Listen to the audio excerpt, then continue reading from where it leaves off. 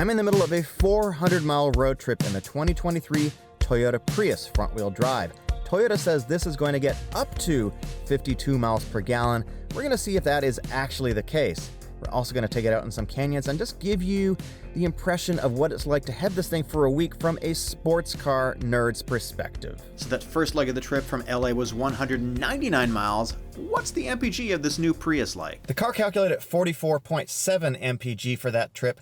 Let's see what it actually is. 45.3 is what my calculation shows, so we're not really at the 52, but let me tell you about the trip. To make sure I got an accurate reading, I started off the trip with a full tank of gas. Last night I drove from LA to Paso Robles, and you go over a mountain getting here. It's called the Grapevine, and it's about 4,100 feet, and you go up and down quite a bit, and it was raining heavily. And I was driving at the speed limit or below pretty much the entire time. So we had some heavy rain, but the rest of the time, the freeway speed limit is 70 miles an hour. I was going 62 to 68 to see if I could actually get better gas mileage. And so I think this is very reflective of what you're going to get in the real world. However, I will note that this is a pre-production car and it's probably not fully broken in, and there may be some final tuning that is coming down the road. But so far, this is my experience. 45 MPG, about 7 shy short of what they say you can get up to.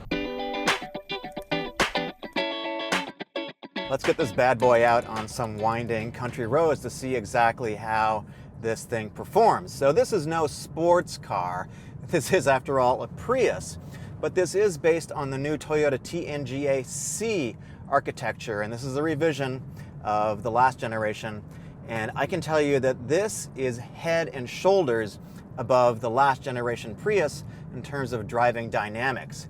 Now, it is a little bit heavier. Toyota tried to target about the same weight as the last Prius, but they weren't quite successful in that.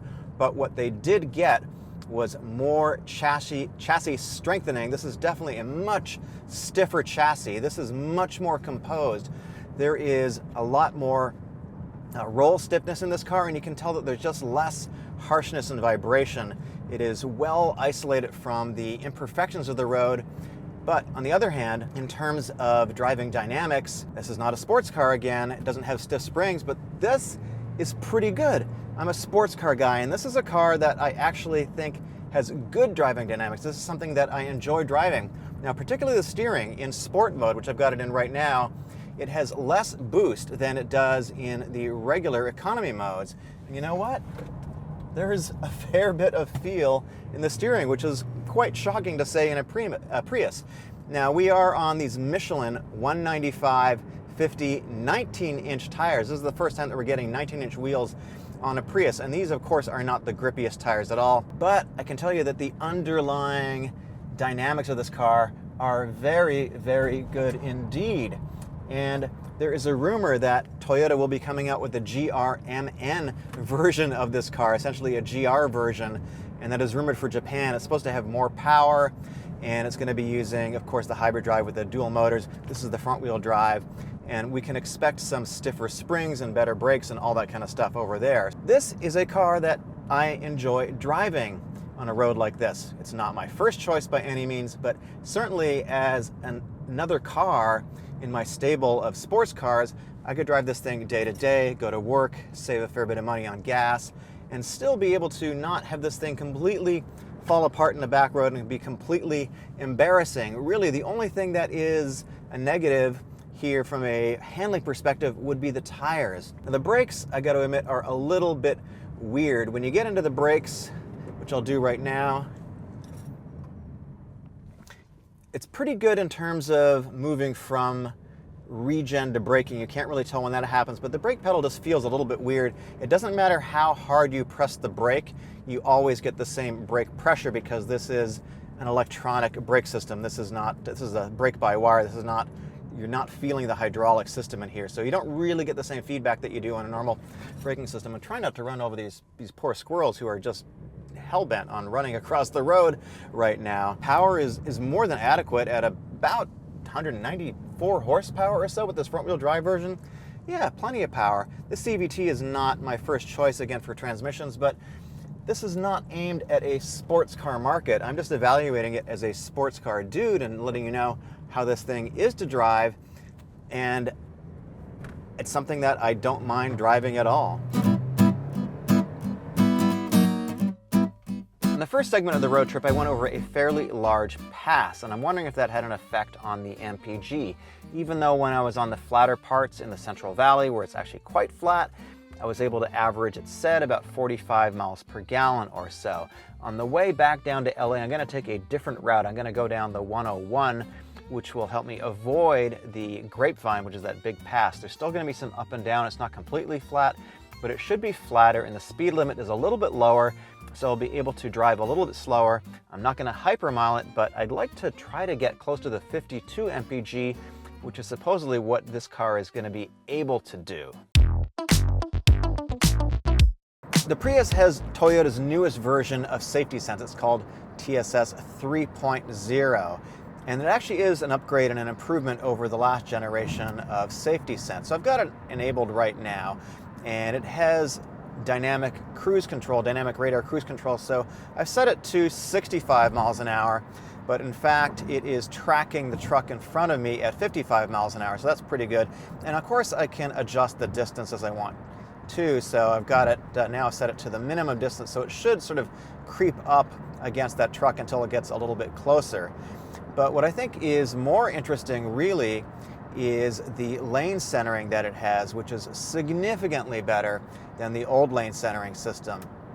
Before it would sort of bounce around from side to side in the lane, but this is actually pretty good. So I've just got this very, very light touch on the steering wheel, and in fact it is so good I can take my hands off the wheel for I think about 15 seconds or so before it starts beeping at me, and it does manage to trace the lane pretty accurately in my opinion. So I don't know how long I've had my hands off the wheel now. It's quite a few seconds, and it has not beeped at me yet. So now it just told me it is telling me to take control of the wheel again. So however long that was, actually fairly long, and it traced that arc around the road pretty accurately. So I think it's actually really, really good. And when you get out of the lane, when you sort of drift out of the lane, which I can't do right now, it's going to beep and alert you, and it's going to gently guide you back into the lane. And I think at some point, this system seems so good to me. It's so much better than it was before. I think they could really do sort of a level 2 type system, potentially a hands-free system. Now, I'm not saying that they're going to do that. I'm not saying that it has all the cameras and all the technology in place to do that, but it is very good, and it feels like it's possible for them to do something a la Ford Blue Cruise, probably not quite at the Super Cruise level of Chevy, but this is a big, big improvement in what it was before, and it sort of makes freeway driving like this a lot more relaxed, I guess you could say. I'm going down a hill right now, and if you can see on the dashboard, Toyota Safety Sense had a little icon there showing that the road was curving, and it basically slowed down the vehicle a little bit to help navigate the road, to help navigate that curve. So if you're a driver who's not paying attention, this is going to help you out a little bit, navigate that curve. It's going to help slow you down, and here comes the adaptive lane control. Somebody cut in front of me, just saw that car. So it does a pretty good job. It is fairly proactive. I'm not sure if it works when you don't have the adaptive cruise control going. I'm going to try that in a second. And I've noticed that Toyota has implemented this feature on some of the Lexus products. So some of the Lexus technology is now sort of filtering down into the mainstream Toyota products, and I think that's a good thing. Now, on the freeway, this actually has a decent amount of power, and it can get out of its own way. They're saying 0 to 60 in about 7 seconds, but with nearly 200 horsepower and significantly more torque than this thing had before, this is not the penalty box that it used to be in terms of driving in the freeway with just 121 horsepower. You could load this up with 4 passengers and feel fairly comfortable. I don't feel like I'm at risk of getting run over by a large truck. This just has a lot more power and torque than the last generation did. It is significantly faster. There's actually 2 reasons why this vehicle feels a lot more powerful than the last generation. First off is this now has the 2-liter engine, which has been used in the Toyota Corolla for a long time. It's a very good engine, and it has a decent amount of torque. Again, it's not going to, rip your hair off exactly, but compared to the 1.8 liter, this is so much better. And the second thing is that this now has a stronger electric motor up front, and if you get the all-wheel drive version, you've got significantly more torque in the back than you did in the last generation, and it can get out of its own way.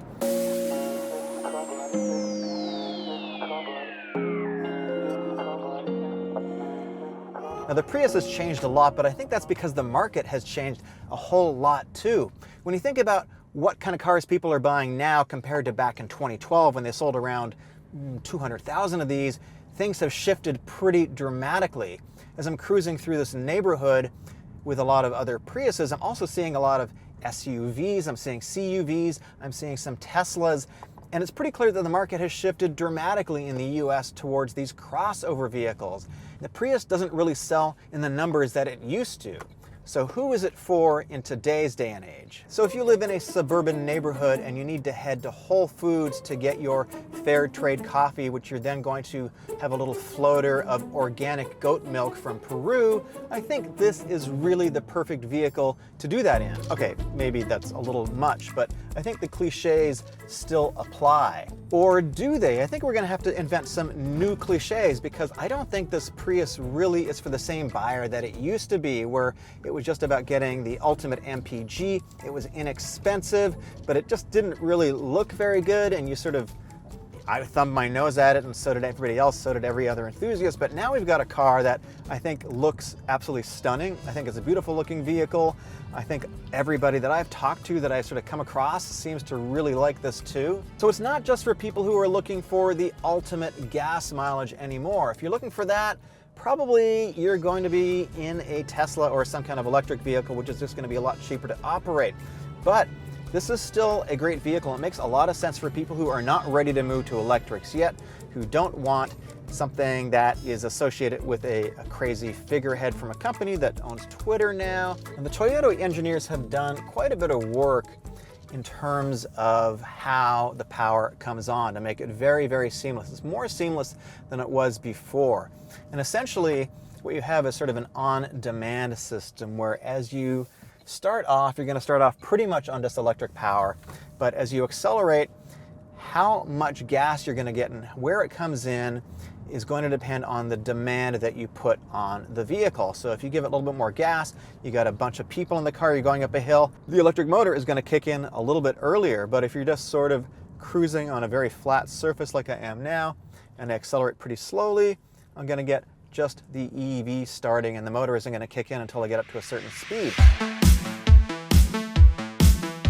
When you're thinking of selling your vehicle, you can list it on multiple different websites, you can go to dealers, and it can take a lot of time, and you might not get the best offer. But Carmigo makes the whole process a lot easier. You simply upload your vehicle, and Carmigo sends it out to their nationwide network of dealers. And those dealers are going to put offers on your car, and within about a business day, Carmigo is going to come back with the best offer. And they make it really easy because they take care of all the paperwork, and someone will come pick up your vehicle when the process is done. If you want to try it out, just click the link below and you'll get $50 off the $350 listing fee. But now it's time to talk about fuel economy. These are my real world numbers. I drove 461 miles and I used 9.79 gallons, $49 worth of gas. The Prius indicated on the dashboard I was getting 51.8 miles per gallon on the return segment of my trip, and my total calculation is about 47 miles per gallon overall for 461 miles.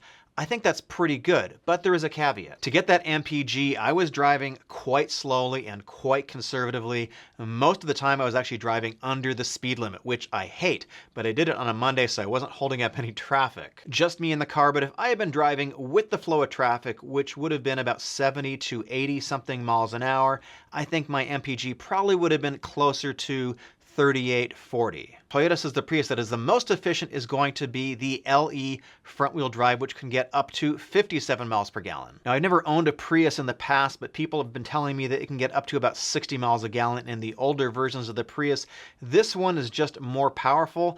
Also, this is a pre-production vehicle, so perhaps it's not reflective of what you might get in the real world, but driving at normal speeds where you're not impeding the flow of traffic, you're not going to get 52 miles a gallon, at least in my experience. Now, if you're looking for the ultimate efficiency, you're probably going to be driving an electric car anyhow. You're probably going to be after a Tesla, which is a much bigger initial investment up front. The fit and finish and the build quality in the Prius is much nicer, and it is a much nicer car to drive, at least in my opinion. That said, there's still a couple more things we need to discuss. We still haven't answered the two most important burning questions about this Prius. 1, how many wheels and tires can you fit in the Prius for a track day? The answer is at least 4, maybe 6, but definitely not 8. This has a smaller interior than the last gen. But the most important question is, how many vacuums can you fit inside the Prius? And the answer is a lot, because I've got a new channel. It's called The Vacuum Nerds. You should click up here to subscribe. My name is Eric. Thanks for watching.